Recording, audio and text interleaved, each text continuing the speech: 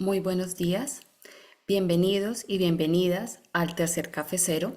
Este espacio se desarrolla en el marco de la Alianza Cucero, la Alianza para la Descarbonización de la Demanda Térmica en la Industria Española, con el propósito de fomentar un espacio de intercambio de conocimiento entre sus miembros. Esperamos que esta conversación sea interesante y genere reflexiones útiles para el día a día de vuestras empresas.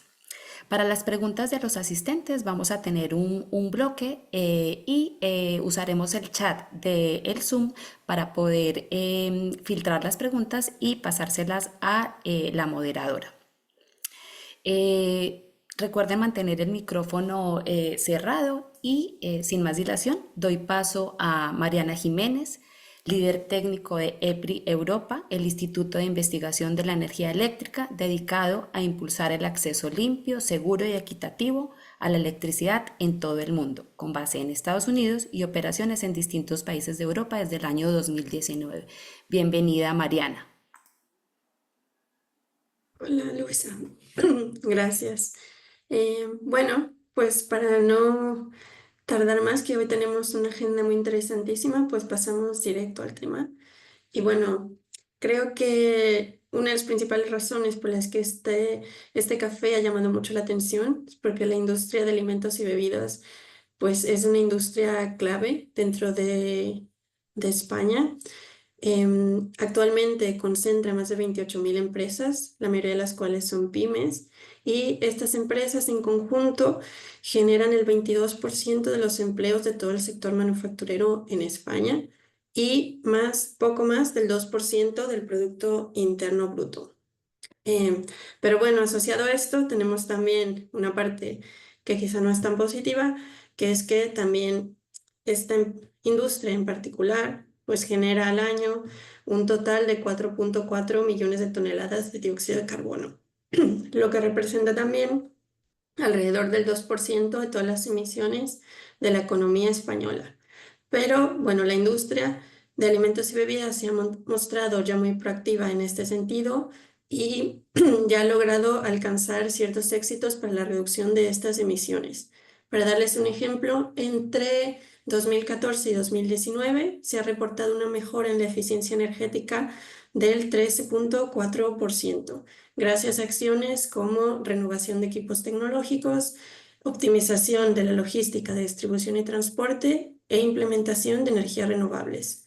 Y hay todavía nuevas iniciativas que se están gestando para ir más allá en la reducción de emisiones, y una de esas iniciativas es la publicación de las hojas de ruta de descarbonización que ha publicado la Federación Española de la Industria de Alimentos y Bebidas, y que es justamente lo que nos trae el día de hoy a este café, que la meta principal es pues conocer la experiencia de distintos actores relevantes dentro de la industria de alimentos y bebidas, y así pues oír de primera mano cuál es la experiencia de distintas empresas en estos procesos de descarbonización, con la idea de pues generar ideas, reflexiones y quizá identificar lecciones aprendidas que puedan servir a otras empresas dentro del sector a realizar estos mismos em, pasos hacia la descarbonización.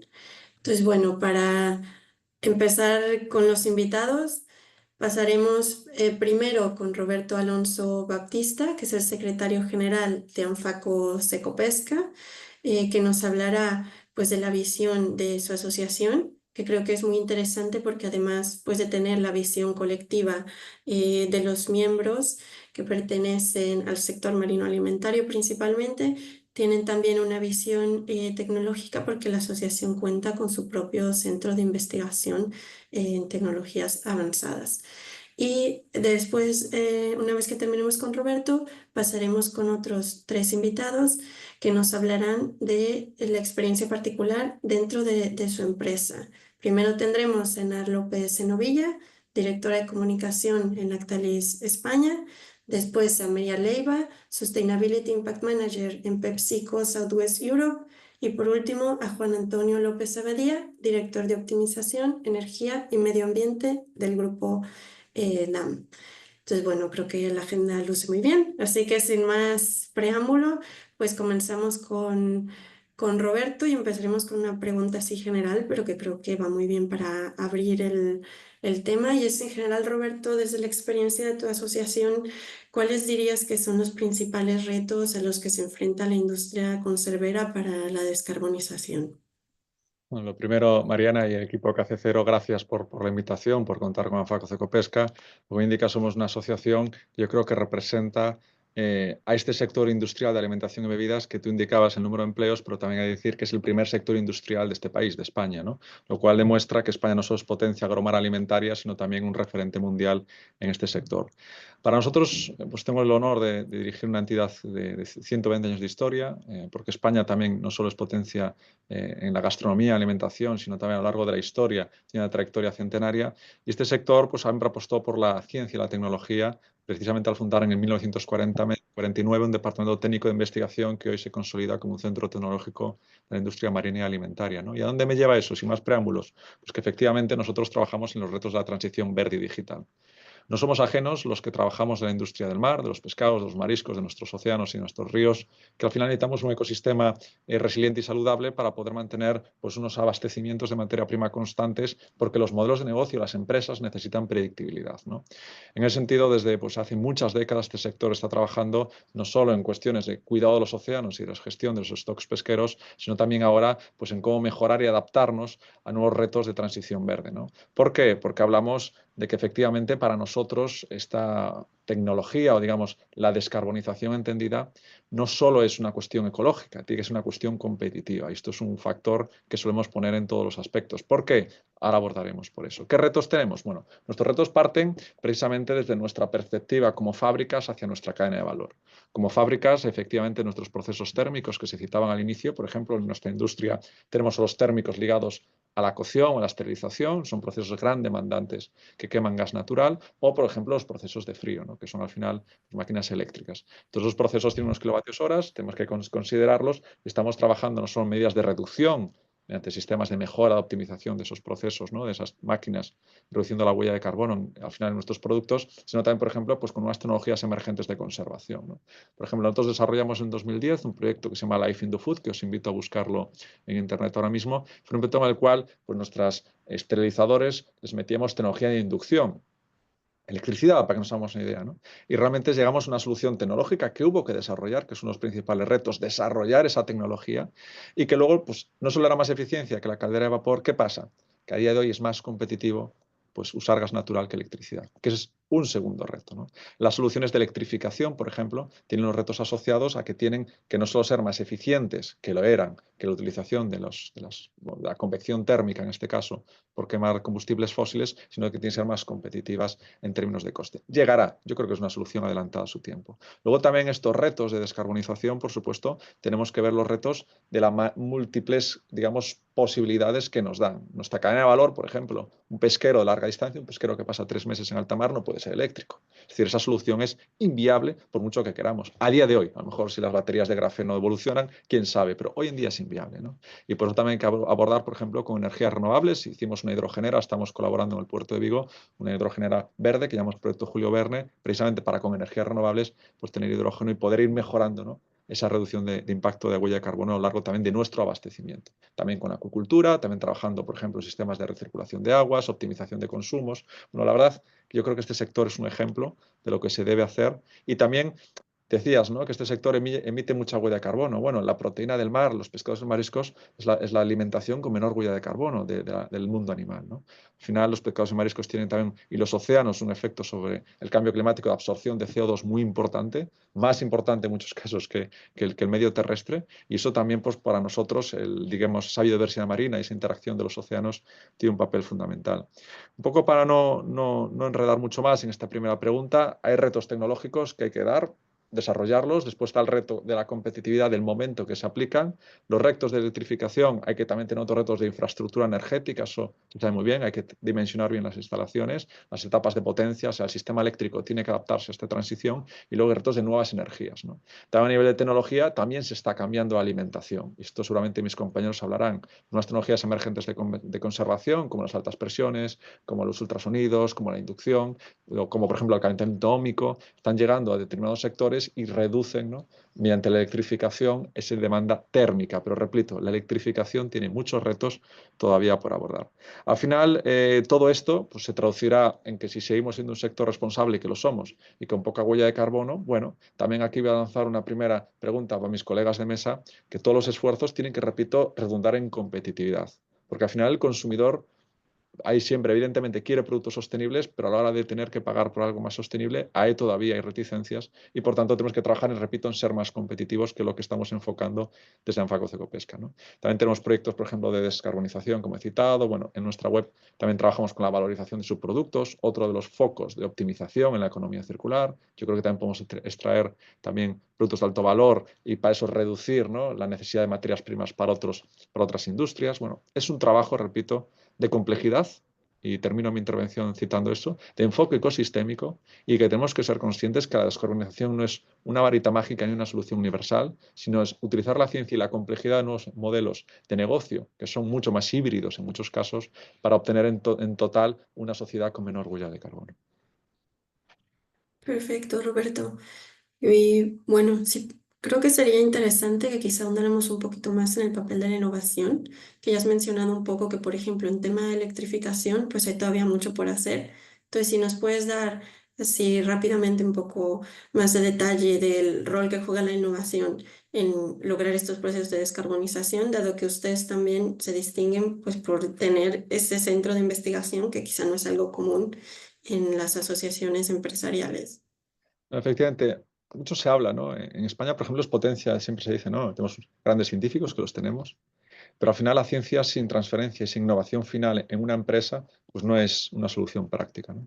Efectivamente, estos desarrollos que cité, o desarrollos pues, en inducción, calentamiento óhmico, sin soluciones más eficientes, necesitan de investigadores, de tecnólogos, que cojan la tecnología y la apliquen a procesos alimentarios, ¿no? Antes se citaba que tenemos un alto porcentaje de pymes, por tanto, los pymes no pueden estar haciendo I+D propia a gran escala, porque no se lo permite su modelo de negocio, y por eso centros de transferencia como Anfaco son claves en ese sentido, ¿no?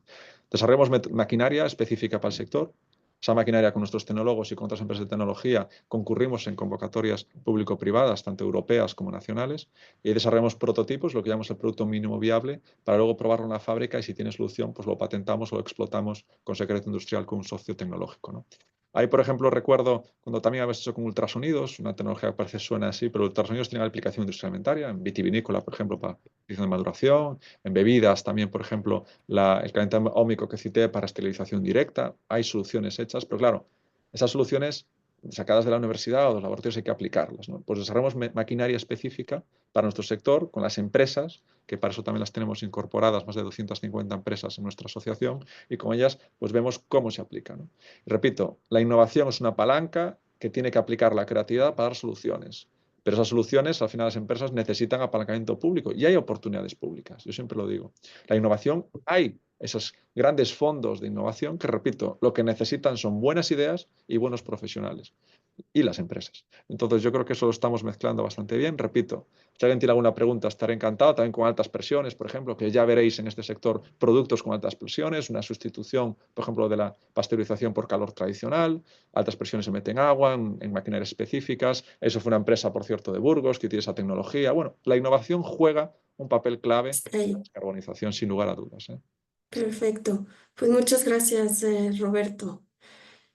Y pues pasaremos entonces a ver ahora un caso específico, donde de hecho creo que es interesante que hemos cerrado con esa parte de innovación tecnológica, porque creo que en Lactalis han tenido un proyecto que, bueno, ahora Enar seguramente nos contará más, pero que, bueno, es un proyecto en la planta de suero más bien en el concentrador de suero de la planta de quesos de Villarrobledo. Pero bueno, antes de pasar a ese proyecto en particular, Enar, creo que Lactalis ha tenido un gran éxito, por lo que veía que reportaban, han logrado reducir en un 70% ya sus emisiones de alcance 1 o 2. Y bueno, cuéntanos un poco cuáles crees que han sido como los pilares clave para lograr este éxito y después pasamos a este proyecto que yo creo que es interesantísimo también. Muy bien, bueno, pues lo primero, ¿me oís bien? Sí, Sí. perfecto. Buenos días, muchas gracias por la invitación.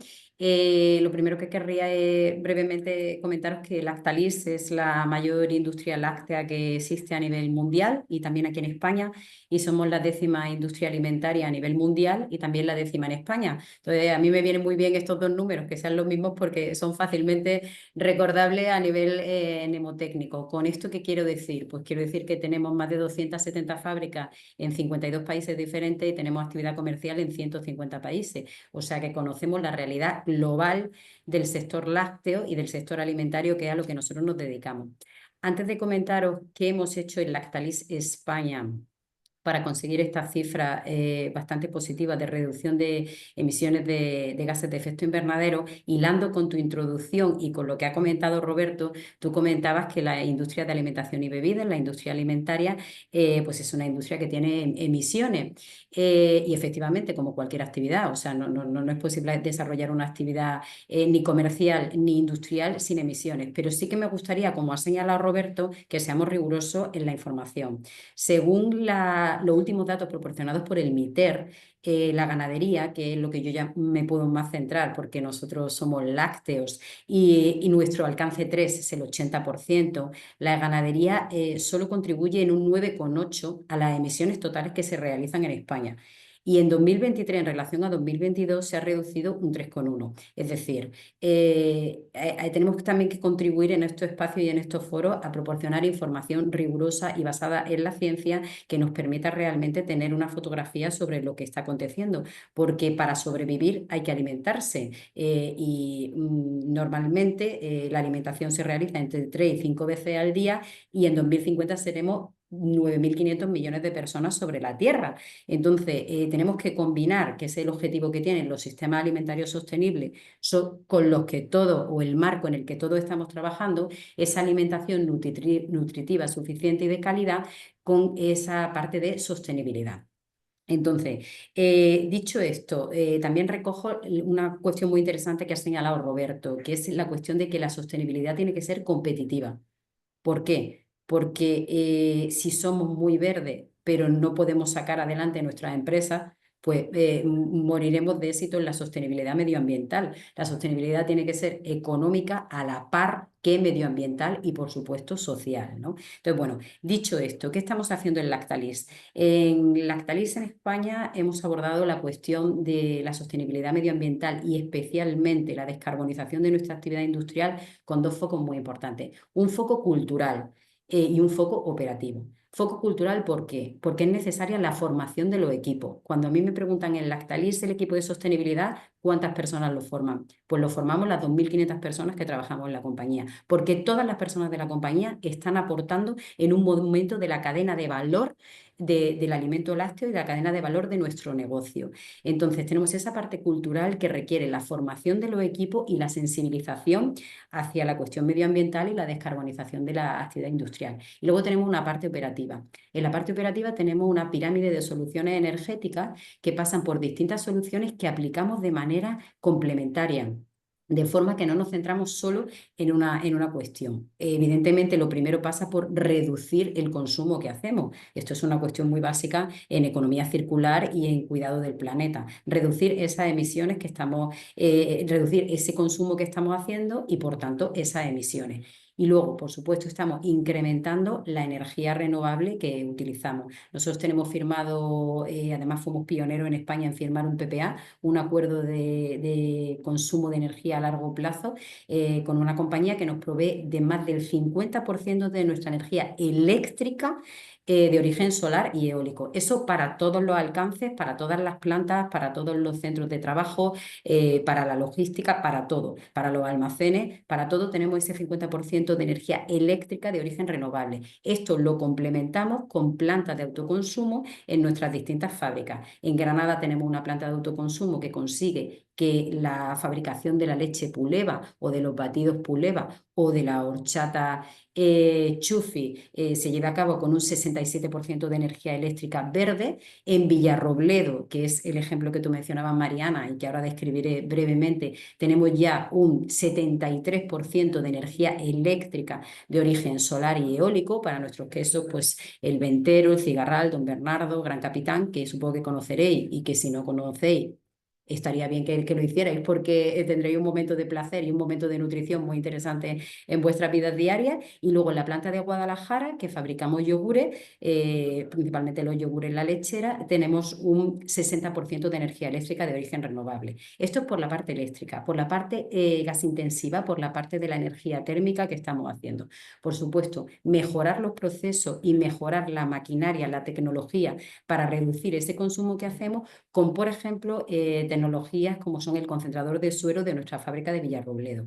No sé si sabéis que en la elaboración del queso hay un subproducto de cualquier queso, hay un subproducto muy destacado que es el suero láctico. Es un suero rico en proteína y rico en otros elementos nutricionales. Con lo cual, nosotros con esta nueva tecnología lo que estamos haciendo es poder maximizar y utilizar mejor, obtener más suero, más subproductos en el proceso de elaboración de nuestros quesos, al mismo tiempo que reducimos a través de una tecnología bastante avanzada de ósmosis inversa, que es una cuestión muy técnica que quizá no es el foro para explicarlo, pero en definitiva lo que conseguimos es más subproductos, hacer más eficiente y más sostenible la fabricación de queso, reduciendo el 25% del agua que utilizamos en el proceso y el 50% del vapor que utilizamos en el proceso. O sea que, en definitiva, se trata de abordar, como también decía Roberto, de manera sistémica y de manera holística las soluciones y los procesos para conseguir una fabricación en nuestro caso, de alimentos lácteos con la menor huella medioambiental. Perfecto.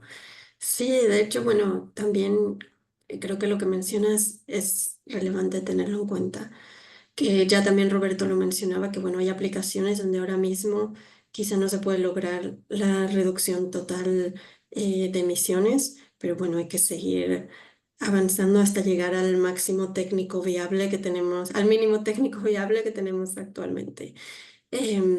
Vale, pues no sé si hay algún puntillo más que quieras contarnos sobre el proyecto del concentrador de suero, porque bueno, ya nos has explicado un poquito, y si no, bueno, pues creo que nos has dicho ya bastantes cositas. Entonces, Sí, si no en... podemos esperar luego a las preguntas, por supuesto. Perfecto. Entonces pasamos a otro ejemplo, que sería la empresa de PepsiCo con María. Em, y bueno, María, Hola, buenos pues días. también, buenos días. También en tu caso queríamos que nos platicaras en particular sobre un proyecto que ha realizado PepsiCo en su planta, voy a leer para decir el nombre correctamente, es Chavarri y Estamos en Villa. ello, ¿eh? Todavía no está, pero Exacto. Y bueno, en esta planta PepsiCo ya ha hecho muchos avances para lograr que sea la primera en ser emisiones netas cero en 2025. Entonces, bueno, si nos cuentas cuál ha sido el proceso de decisión que los llevó a escoger esta planta y a decidir por electrificarla y que sea pionera en este sentido, eh, pues adelante. vale, bueno, la verdad es que, bueno, yo voy a comentar un poquito justo qué hace PepsiCo, porque cuando decimos el nombre, yo creo que a todos nos viene la bebida a la cabeza, ¿verdad? Pero tenemos plantas de bebidas, tenemos también plantas de snacks, que son las que hacen Lay's y Doritos y otras marcas que seguro que conocéis. Y en España también tenemos una planta de gazpachos al valle. Entonces, son tres líneas son lógicamente alimentación, pero son tres líneas muy diferentes, ¿no? En cuanto a cómo funciona cada una de ellas. El hecho de escoger esta planta en concreto, bueno, la verdad es que el marco legislativo europeo de alguna manera facilita que muchos pilotos se lleven a cabo en Europa. Y en concreto este caso de Chávarri Viña, bueno, por un lado, en las plantas de bebidas nuestro mix energético es un 50-50, mientras que en unas plantas de snacks es un 80% de gas y un 20% de electricidad, y además los procesos productivos utilizan temperaturas más altas que en las plantas de bebidas, con lo cual, entre comillas, digamos que es más fácil descarbonizar una planta de bebidas que una de snacks, ¿no? Y en particular en Echavarri, desde 2015, toda nuestra energía verde era verde, o sea, toda nuestra energía eléctrica era verde, y además ya vienen implementando muchas estrategias de reducción de consumos, ¿no? De 2009 hasta ahora se ha reducido un 45% el consumo energético y se ha reducido a la mitad el consumo de agua, por ejemplo, ¿no? Esto un poco para poner en contexto el por qué, ¿no? El por qué se ha elegido esta planta. ¿Y cómo hemos llegado a electrificación? Pues la verdad es que no empezamos por electrificación. La verdad es que la primera idea que tuvimos en 2020, cuando se empezó a trabajar en este proyecto, era hidrógeno verde, porque muy cerquita de la planta, como a 5 kilómetros, se iba a instalar un hub de hidrógeno. Es una planta que además no está conectada a red, es una planta que recibe, o sea, que tiene gas licuado en este momento. Entonces, bueno, pues que un camión transportase en vez de gas hidrógeno, pues sonaba más o menos factible, ¿no? A día de hoy, por supuesto, ese hub de hidrógeno no existe, no, sigue sin existir, y yo creo que más o menos todos tenemos claro que el hidrógeno verde no parece ser la mejor solución para sustituir el gas en un proceso productivo, ¿no? También miramos la opción de biogás. Nosotros tenemos un residuo muy bueno que es el azúcar. Lo que pasa que nuestro portfolio va evolucionando hacia bebidas no azucaradas, con lo cual cada vez tenemos menos residuo de azúcar. Con lo cual tampoco no podíamos en ningún caso llegar a cubrir ese consumo de biogás, y bueno, pues fue una opción que también se descartó. Se miraron también opciones de biomasa en lugares cercanos que pudiesen encajar en lo que estábamos buscando, y tampoco encontramos ninguna alternativa, con lo cual, pues bueno, pues ya que teníamos el 50% ya verde, pues llegamos a decidir que la alternativa era la electrificación. Súper. Bueno, y además de todos estos retos tecnológicos, creo que Enar también ya lo había mencionado, que por ejemplo en Lactalis, cuando hablan del equipo de sustentabilidad, se refieren a todas las personas que trabajan, porque al final todo el mundo tiene que colaborar. Entonces, en PepsiCo también a nivel organizativo, como cuáles fueron los aprendizajes o lo que tuvieron que hacer para, bueno, lograr que este proyecto, ya que resolvieron la parte tecnológica, pues llegara o llegue a buen puerto. Bueno, ya que ya he comentado que empezamos en 2020 y todavía no estamos ahí. O sea que es un proceso, como veis, ha sido un proceso muy largo. Es verdad que han pasado muchas cosas en medio, ¿no? Que hemos tenido, bueno, seguimos teniendo guerra en Ucrania con las consecuencias que tuvo, etcétera, etcétera. Pero sí, la verdad es que ha sido un proceso piloto, no tanto para definir cuál puede ser la tecnología para el resto de plantas de bebidas de PepsiCo, sino también para definir bien cómo hay que montar un equipo, ¿no? para estos proyectos.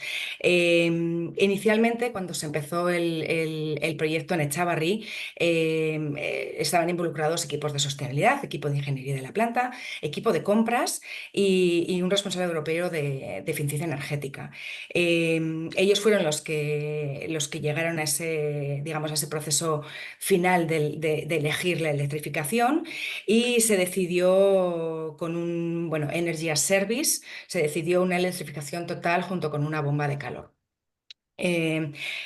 Esto se presentó a Ingeniería de Europa.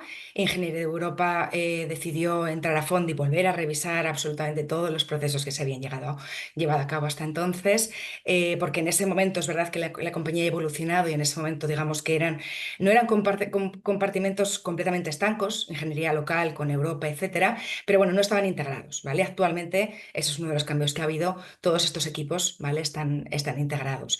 Pero bueno, digamos que de alguna manera volvimos a partir de cero, ¿no? Se volvió a estudiar todo otra vez. Se hizo un proyecto que técnicamente la verdad es que era impecable, y bueno, y se presentó al equipo directivo local y al equipo de finanzas local. mis dos compañeros que han ido por delante han mencionado que la sostenibilidad tiene que ser competitiva y la verdad es que honestamente a día de hoy una descarbonización total, salvo que tengas una ayuda financiera estatal, no es viable. Es decir, una electrificación per se, todos sabemos que el gas es infinitamente más barato que la electricidad a día de hoy. Tras muchos tiros y aflojas, el equipo directivo estaba convencido de que ese era el camino porque además éramos piloto. Éramos piloto, perdón. Finalmente también el equipo de finanzas dio el ok, pero bueno, en una multinacional como la nuestra, cuando es una inversión relativamente relevante, es algo que tiene que también pasar diferentes consejos, ¿no? Digamos que había pasado el ok a nivel local y hubo que ir también a finanzas de Europa. Y bueno, pues cuando se miró otra vez el proyecto, pues nos dijeron que sí, que técnicamente era perfecto, pero que no nos daban luz verde. Con lo cual, pues el proyecto fue para atrás, se empezó a analizar bien qué se podía hacer, ¿no? Digamos qué inversiones no eran absolutamente imprescindibles para llegar a ese proceso de descarbonización.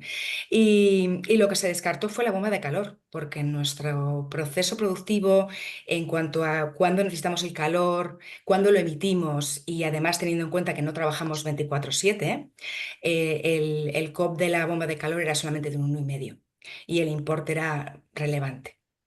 Con lo cual, bueno, se decidió descartar esta bomba de calor a nivel de toda la planta. No se descarta que posteriormente se pueda poner unas bombas de calor más pequeñas, más localizadas en determinados equipos. Pero bueno, en este momento lo que digamos que va para adelante es una electrificación, es una caldera eléctrica, una planta fotovoltaica para compensar también este aumento de electricidad que vamos a tener y un nuevo sistema de agua sobrecalentada. Es una planta que tiene ya 50 años, que ha ido creciendo y que, bueno, pues los sistemas de agua pues, se han ido, digamos, apañando, ¿no? De alguna manera según conforme íbamos creciendo, ¿no? Entonces, bueno, pues lo que se va a hacer es un sistema que va a ser mucho más corto en kilómetros y lógicamente, pues sin fugas, ¿no? En este momento tenemos alguna fuga de calor. Entonces, ese es el proyecto en el que estamos trabajando, con el que esperamos llegar a ser netos cero en 2025 y bueno, y que lógicamente hemos presentado a subvención porque efectivamente por mucho que metas bueno, pues una fotovoltaica en nuestro caso, etcétera, si no el impacto económico es enorme y como también han comentado antes mis compañeros, los consumidores a día de hoy no están...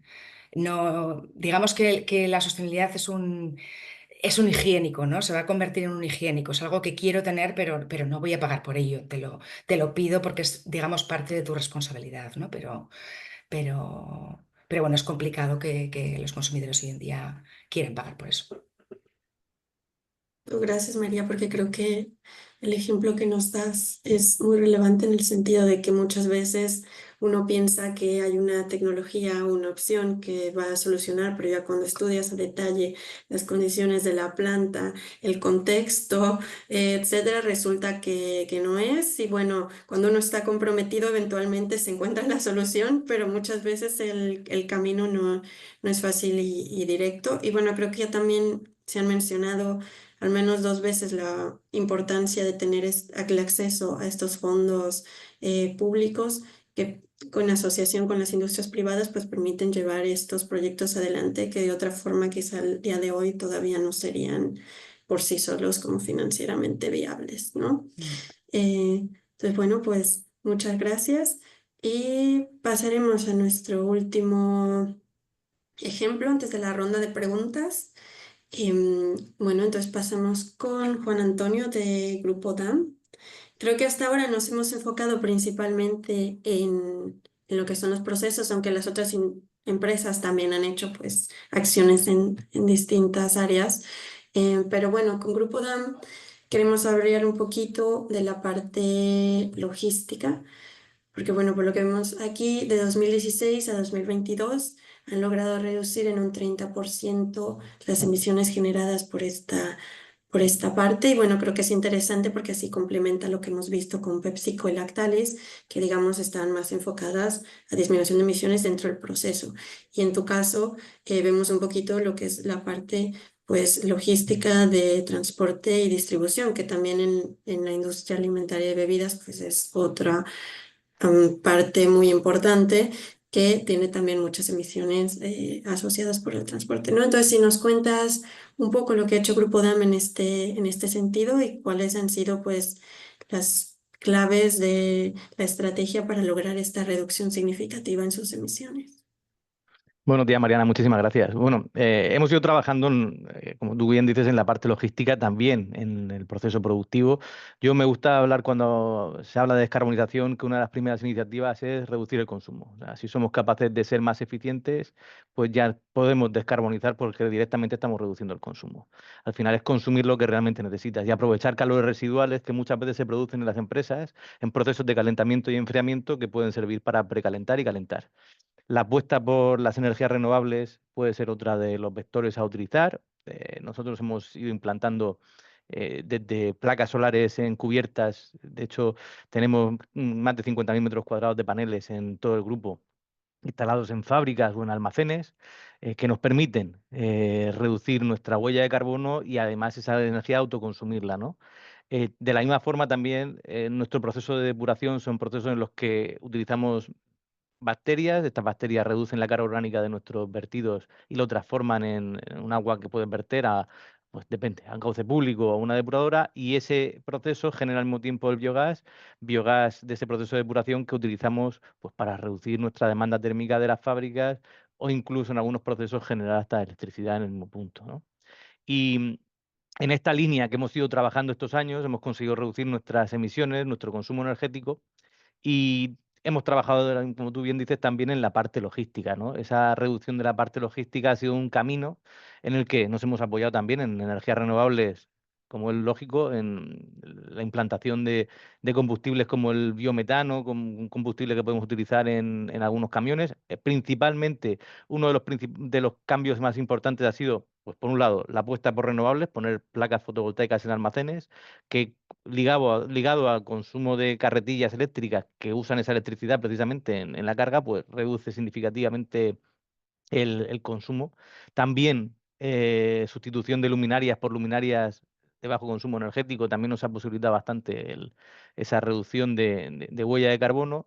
El consumo de electricidad con garantía de origen es la siguiente parte, es que te permite también ese proceso de descarbonización. Decíamos antes que los vehículos, los camiones han funcionado tradicionalmente con diésel y hemos ido haciendo una transición en que hay camiones que funcionan ahora con gas natural. Es un paso previo porque las emisiones las consigues reducir en un 15 o un 20% gracias a ese paso de un combustible diésel a un combustible de gas natural, pero te permite que en un futuro puedas meter biometano, como hemos hecho algunas experiencias en las que ha habido camiones que funcionan con biometano. Y un paso más que hemos dado ha sido la electrificación. Nosotros tenemos fábricas que tienen que transportar todo lo que producimos a almacenes. De hecho, pues antes comentaba María de tema de PepsiCo. Somos vecinos de PepsiCo y tenemos al lado de ellos un almacén, bueno, que está a 10 kilómetros de la fábrica de Murcia. Bueno, pues ese movimiento logístico se hace con camiones eléctricos que están transportando nuestra mercancía y nuestros envases vacíos entre la fábrica y el almacén, y utilizan la estación de carga, la tenemos directamente en nuestro propio almacén y además tenemos allí placas solares que permiten que esos camiones se carguen con energía solar.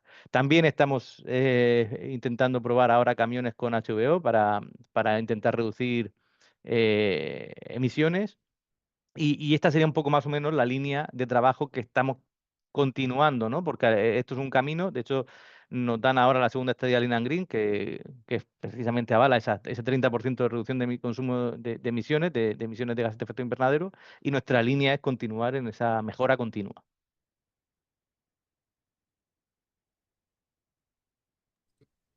Muy bien.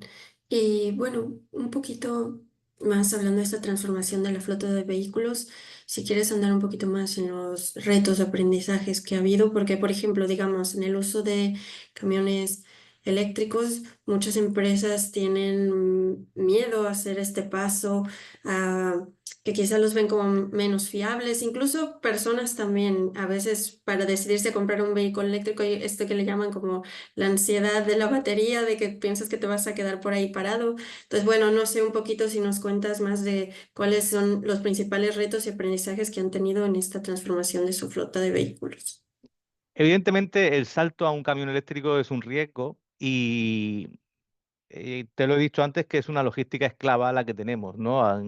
Hablamos de 10-12 kilómetros de movimiento de mercancía que reduce mucho más el riesgo, ¿no? Si estuviésemos hablando de distancias mucho mayores, pues a lo mejor tendríamos que cogerlo con más cuidado, ¿no? Porque la realidad es que a día de hoy, igual que antes hablábamos se oía el comentario del hidrógeno, son tecnologías que tienen todavía mucho por desarrollar. Yo me gusta hablar muchas veces del ejemplo del gas natural, que ponía yo antes como un vector también de transición. Hace 20 años no había camiones de gas natural, prácticamente. Y se decide apostar por camiones de gas natural y a día de hoy, pues 20 años después, están presentes, pero no mayoritariamente. Y teníamos una suerte, era que teníamos el gas, que no teníamos que crearlo, que el gas ya existía, y existen hasta canalizaciones de gas. Es posible que haya que mover en algunos casos a estaciones satélite, pero la mayor parte tienes una conducción en toda la península, ¿no? Mientras que cuando hablamos, por ejemplo, de combustibles alternativos, como podría ser el hidrógeno, pues tienes que crearlo y ahí hay un desarrollo tecnológico. Tienes que transportarlo, que es un reto, porque el hidrógeno en fase líquida hay que llevarlo a una temperatura de menos 250 grados y luego no tienes además los camiones preparados para utilizar el hidrógeno. Entonces, el hidrógeno quizá es todavía más arriesgado.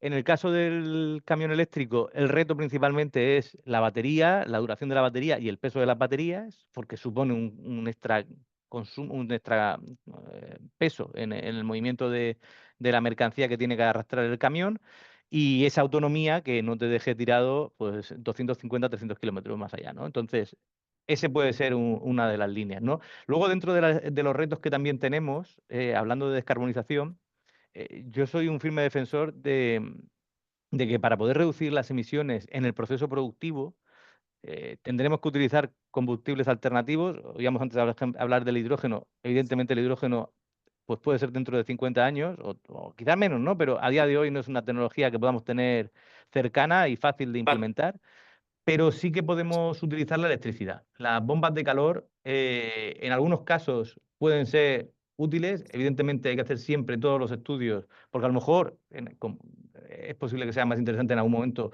una caldera eléctrica que una bomba de calor. Hay que valorar las temperaturas a las que te mueves, la disponibilidad eléctrica que tienes, porque hay que pensar que todo lo que sea el salto para electrificar significa tener mucha más potencia y las empresas cuando las montas cuentas con una potencia eléctrica que quizá la distribuidora, si tú dices de subir en 3, 4 o 5 megavatios, pues no tienes esa capacidad de instalación para poder subir, ¿no? Entonces es uno de los grandes retos Antonio, que tenía una cosa de se lo del encuentran ahora por cruce. delante las empresas, ¿no? Pero nos podemos apoyar en esas tecnologías que quizá tienen unos costes altos, pero que a día de hoy el uso de los certificados de ahorro y eficiencia energética, los conocidos como CAEs, pueden facilitar mucho el reducir los retornos de inversión. Somos conscientes de que cuando solicitamos una ayuda por eficiencia energética o por descarbonización, pues muchas veces la administración responde tarde y te paga todavía mucho más tarde.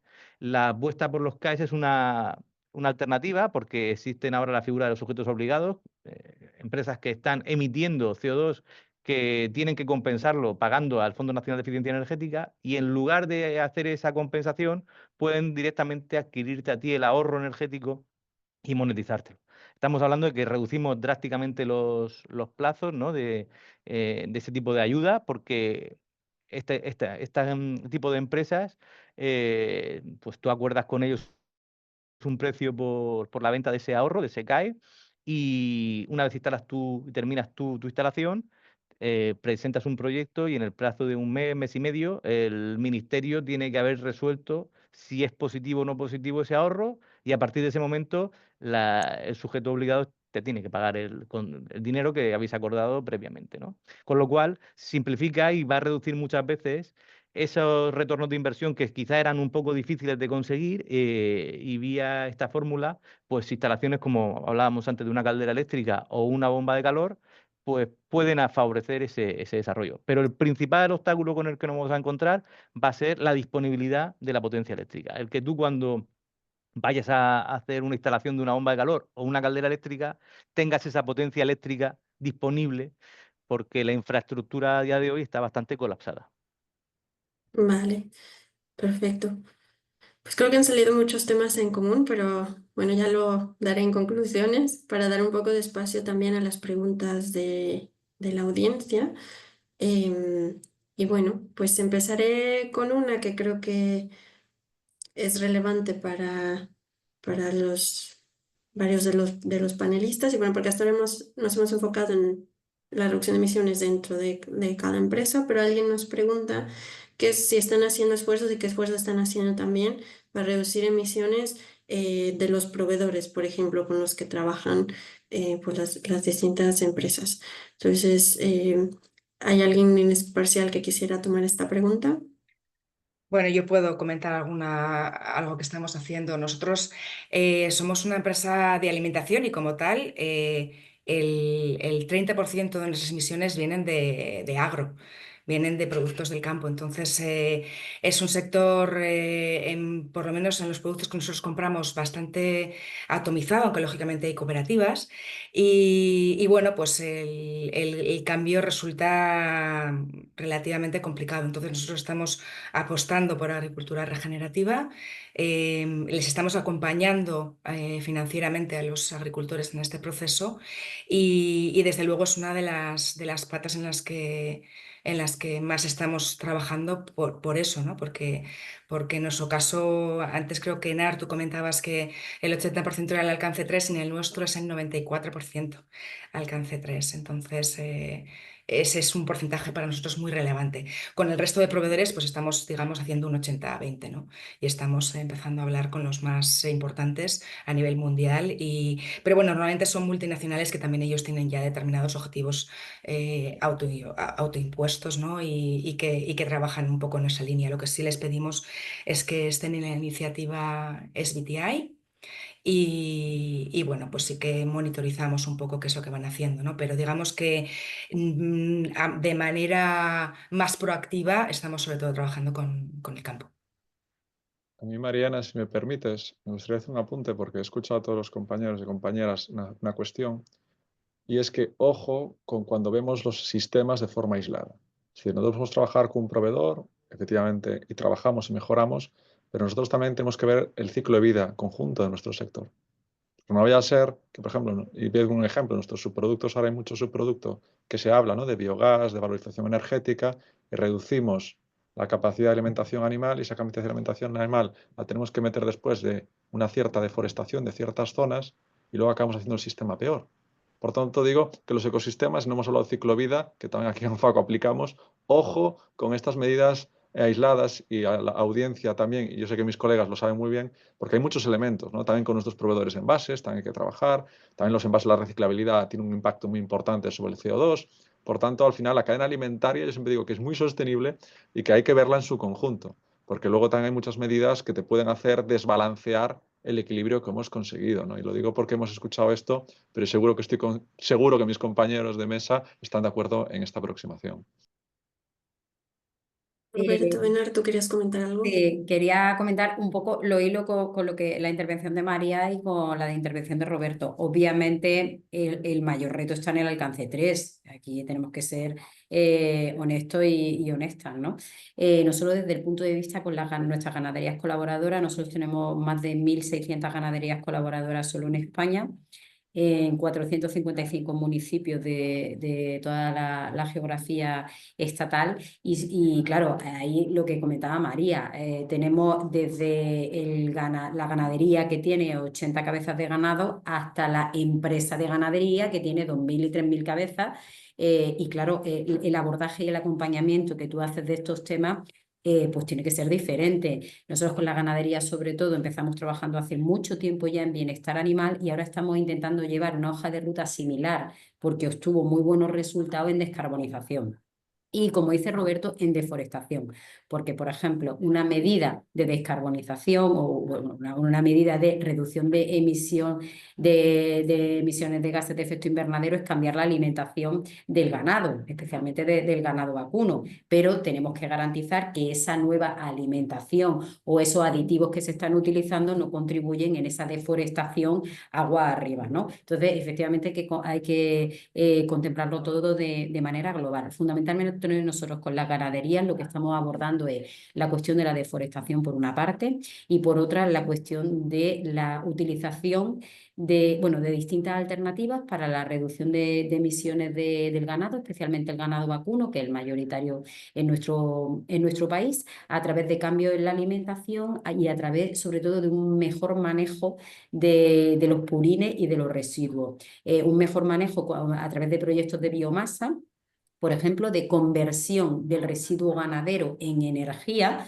como nos decía una ganadería de la zona de Requena, que la verdad que desafortunadamente se ha visto muy afectada, pues como toda esa zona, por la trágica situación que estamos viviendo desde la semana pasada, pues este propietario de la ganadería, una ganadería muy grande, de más de 2.000 cabezas de ganado, nos decía, antes de coger la leche cargo el móvil, que es una imagen muy gráfica, ¿no? Se puede convertir ese residuo en energía, ¿no? En este caso. Así que nosotros, sobre todo, por resumir, estamos trabajando acompañando a la ganadería en una parte de conocimiento muy importante, porque en esa variedad de proveedores que tenemos, una ganadería de 80, 90 cabezas de ganado quizá no tiene en el equipo una persona que puede estar al día de la legislación, al día de la exigencia de este tsunami legislativo en el que estamos inmersos y necesita un acompañamiento de un tipo que es diferente al acompañamiento que necesita este otro perfil de ganadería, pues con un equipo más grande, con nutrólogos, con veterinarios, con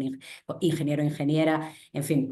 Y sobre todo trabajamos eso en deforestación y en descarbonización a través de la utilización del residuo ganadero en biodigestores, la conversión en energía y los cambios en el manejo de purines y en la alimentación animal. Perfecto. Yo quería comentar que Ay, evidentemente el camino de la descarbonización no es sencillo, que en nuestros procesos productivos es donde tenemos nuestra oportunidad, pero que la mayor parte de nuestra huella de carbono, como han estado diciendo, evidentemente está en nuestros proveedores, ¿no? O sea, los envases, en nuestro caso, tienen un impacto en huella de carbono mayor que el que podemos hablar en el proceso productivo y la logística, ¿no? En esa línea seguimos trabajando. Em, Cuando hablamos de compensación, porque al final tú puedes, en ese camino a la descarbonización, tienes que pensar en esa compensación en algún momento. El tema de reforestación puede ser una buena iniciativa, más o menos cara, pero una iniciativa a medio o largo plazo. Pero lo explicaba antes María, la agricultura regenerativa es esa gran herramienta. El suelo tiene que ser el vector que tenemos que utilizar para reducir nuestra huella de carbono. En el propio cultivo, el impulso de la agricultura regenerativa nos va a permitir que buena parte de esas emisiones que se están poniendo fuera sean capaces de canalizarse al suelo y fijarse, y de una manera que un carbono estructural que evita que ese CO2 que hemos ido poniendo a la atmósfera, que viene directamente del suelo, se quede fijado ahí y tenga esa capacidad de fijar carbono y evitar poder reducir los gases de efecto invernadero. Entonces, para mí es importante y hay una línea más. Yo creo que me parece que lo comentaba antes Roberto, la biodiversidad, ¿no? La apuesta por la biodiversidad debe de ser algo que debe de también movernos, ¿no? Los ecosistemas funcionan porque hay biodiversidad alrededor. La biodiversidad es ese vector que no se ve. Todos vemos ahora mismo los efectos del cambio climático, lo tenemos todos súper claro, o casi todos, que existe cambio climático y que parte del problema viene de las emisiones de gases de efecto invernadero. Pero la pérdida de biodiversidad es algo que no se ve, porque en las ciudades no vemos animales y cuando vamos al campo, pues casi que nos molestan, ¿no? Entonces, ahí es donde tenemos que hacer la apuesta firme las empresas.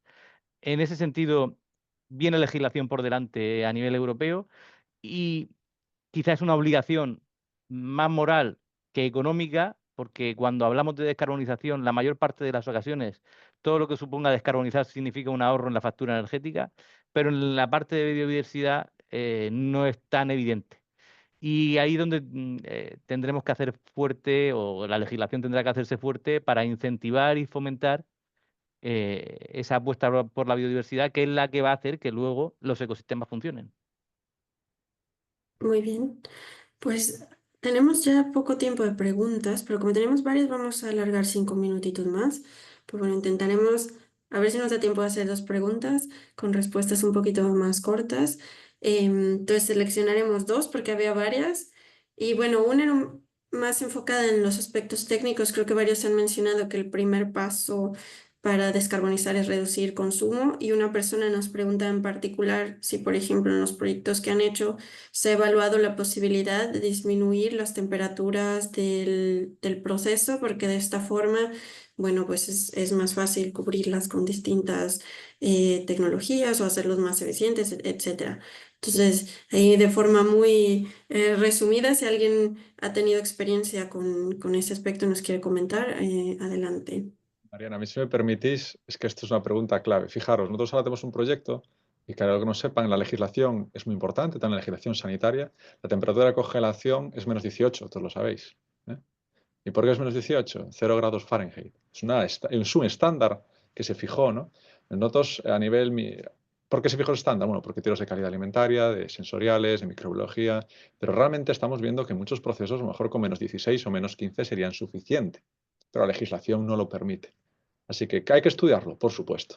Es más, ya lo estamos proponiendo a la Comisión Europea con una vía de trabajo de bajar de -18 a -16 para determinados procesos, porque esos 2 grados son muchas toneladas de CO2 al cabo del año. Así que sí, hay mucho que hacer, ¿eh? Y sería un ejemplo concreto de una posibilidad. Perfecto. ¿Algún otro ejemplo de calentamiento que alguien tenga por ahí? Bueno, nosotros en el proceso de elaboración de cerveza, que es un proceso más o menos complicado, hay un proceso que es el proceso de la ebullición del mosto, y es un proceso que se hacía tradicionalmente a presión atmosférica. Introdujimos una mejora que fue la ebullición a presión, a baja presión, que te permite reducir el consumo de calor, incluso aprovechar ese calor que salía en forma de agua caliente bao, lo aprovechábamos para reutilizar ese calor en otros procesos, ¿no?, de precalentamiento. Y ha permitido, pues, esa iniciativa, el evitar que salga por la chimenea bao y limitar un poco ese foco de calor, nos ha permitido recuperar un calor que al final es lo que hablábamos antes, eficiencia menos emisiones. Sí, en nuestro caso también. Nosotros tenemos las mayores temperaturas en nuestra planta de bebidas es por limpiezas en el cambio de procesos, en el cambio de sabores, etcétera. Y en nuestro caso la limitación es interna. Roberto comentaba la limitación legislativa, en nuestro caso es un tema de calidad a nivel global. Es uno de las cosas que se están empezando a mirar, ¿no? De si podemos bajar de esa temperatura que actualmente nuestro departamento de calidad corporativo requiere para ese proceso, pero bueno, es algo que no podemos decidir a nivel individual. Muy bien. Pues si les parece, haremos una última pregunta y cerramos esta parte porque alguien nos preguntaba, que ya se ha mencionado, que muchas veces el consumidor está interesado en tener productos sostenibles, pero no en pagar por ellos. Y bueno, nos preguntaban aquí si hay algo que se podría hacer en tema de sensibilización, concientización, como para hacer que el consumidor esté todavía más interesante y valore más estas iniciativas, y si hay algo que estén haciendo en este sentido, o es algo que va a ser así y más bien hay que trabajar asumiendo que así es la situación y así será siempre. Bueno, yo creo Sí, adelante, Nar. es que no sé si Francisco quiere hablar. Francisco Ay, Silva. vale, perdona, pero las preguntas se enviaban por chat. Así es el formato que se maneja en el café. Entonces, bueno, como ya teníamos varias, de momento creo que ya no nos dará tiempo de atender una más. Bueno, Entonces, simplemente una disculpa. en relación a las personas consumidoras, obviamente sin la participación de las personas consumidoras son un eslabón básico de la cadena en la industria alimentaria. Entonces, claro, lo que apuntaba María antes, no puedo estar más de acuerdo. Se empieza a considerar que la sostenibilidad medioambiental es un factor higiénico, pero la tensión entre eslabones de la cadena alimentaria es grande, ¿no? Las personas consumidoras, por supuesto, por ejemplo, a efectos del packaging, a efectos del reciclaje, por más que ponemos los iconos del marcado de la gestión de residuos, de qué residuo debe ir a qué contenedor, si luego la persona en su domicilio o en el espacio público no destina cada uno de las distintas partes de un embalaje al contenedor adecuado, pues no se puede garantizar la circularidad, ¿no? Nosotros desde Lactalis hacemos muchas campañas como el resto de industria de alimentación y bebida, pues para hacer esa información de la correcta gestión de residuos en el packaging. Lanzamos campañas informativas para que comprendan el tapón atado, por ejemplo, en nuestro caso, el tapón atado nos ha dado y nos está dando muchos quebraderos de cabeza, porque las personas consumidoras se quejan, pero es que esto es un imperativo que además viene de la Unión Europea para intentar que ese tapón no se convierta en basuraleza o no se pierda en la planta de finos de una planta de gestión de residuos, ¿no? O cuando cambiamos las pajitas de plástico a las pajitas de papel. Nosotros perdimos mercado porque los niños y las niñas les parecía que era un tacto raro, hasta que han conseguido con el tiempo acostumbrarse a ese nuevo sabor, ¿no? Al sabor de cómo la leche del batido o de la propia leche líquida clásica pasa a través de la pajita de papel, ¿no? Pero aún así nuestro compromiso es absolutamente incuestionable y tenemos que hacerlo, ¿no? Con lo cual la participación de las personas consumidoras es absolutamente fundamental.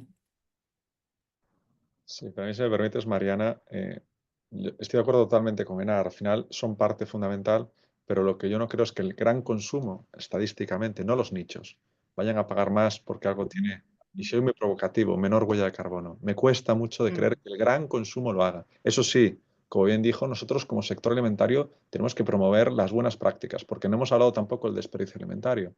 Tiene un impacto, claro. Cada kilo de comida que tiramos de materia prima son CO2 que hemos desperdiciado, ¿no? Con potencial alimentario. Eso es una de las líneas, ¿no? Entonces, al final lo que tenemos que hacer es fomentar esas buenas prácticas. En tema de envasado te hemos hablado, pero, por ejemplo, los vidrios, que como decía mi compañero Edam, tienen una huella de carbono alta en su fabricación, pero luego son altamente reciclables.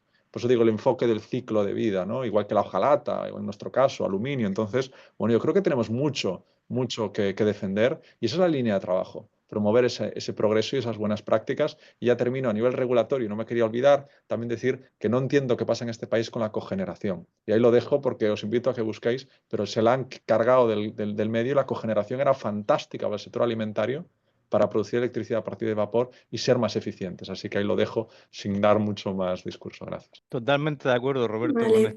este último punto de la cogeneración. Nosotros tenemos 2 plantas de cogeneración, una la tenemos parada precisamente porque el marco regulatorio que había la dejó fuera. Y es una de las medidas de conseguir eficiencia energética en un mismo punto. Y yo sé que andamos fatal de tiempo, pero justo comentar un apunte a nivel de educación de consumidor. Existen varias líneas de trabajo de etiquetado medioambiental. Yo creo que este etiquetado medioambiental será básico para nosotros, por nuestro lado, poder transmitir realmente qué estamos haciendo y por qué somos medioambientalmente mejor que esta otra opción. Y luego, desde luego, el gobierno ahí también tiene que hacer un trabajo de concienciación, ¿no? A nivel consumidor. Muy bien. Pues la verdad que hay más preguntas, pero por cuestión de tiempo tendremos que dejarlas fuera. Y bueno, simplemente para cerrar el café, bueno, primero agradecer a todos y pasamos a unas conclusiones muy rápidas que tengo anotado aquí. Bueno, creo que lo principal que se ha mencionado es que la descarbonización es un proceso que tiene que ser competitivo para lograr ser exitoso. Entonces, que tenemos que mirar, bueno, que a las intervenciones que hagamos no solo nos ayuden a disminuir emisiones, sino que pues no afecten la competitividad de las distintas empresas. Y bueno, para esto pues se requieren todavía muchos avances tecnológicos.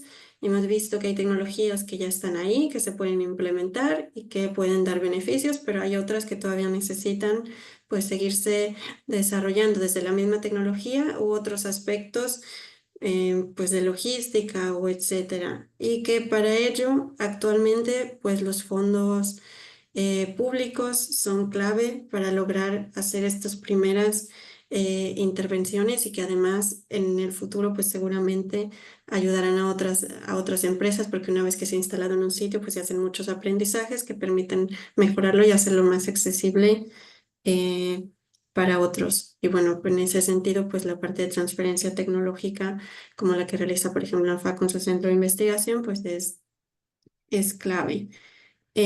Otros dos puntos importantes que se han mencionado, pues que aparte del tema tecnológico, pues hay también un tema organizativo, cultural, que es importante trabajar en las empresas. Y el último de los temas o puntos relevantes que se ha mencionado es que cuando vemos una estrategia de descarbonización, aunque se trabaje sobre nuestra empresa, tenemos que también ver pues, el contexto o el sistema que hay alrededor para realmente lograr pues, una descarbonización de toda la cadena que forma parte de la industria de alimentos y bebidas. Y bueno, y como último apunte, que ya se ha mencionado también mucho, pues es que al final es un tema que el consumidor valora de cierta forma, pero que quizá no está todavía dispuesto a pagar más por ello, ¿no? Pero que sí cada vez hay más conciencia y hay más aceptación y se empieza a ver como algo que más bien la empresa tiene que ofrecer como parte, pues de ser una empresa como socialmente responsable y que eso no implica que el consumidor va a pagar más por ello, simplemente se da por hecho que tiene que hacerlo. Entonces, bueno, pues muchas gracias a todos por su participación. Creo que ha sido un café muy interesante que seguramente podría habernos llevado una hora más para tocar todos los temas que hay alrededor. Pero bueno, pues muchísimas gracias a los invitados y muchísimas gracias al equipo que organiza por parte de la Alianza Cusero. Gracias. Gracias. Muchas gracias. Hasta luego. Muchísimas gracias. Gracias.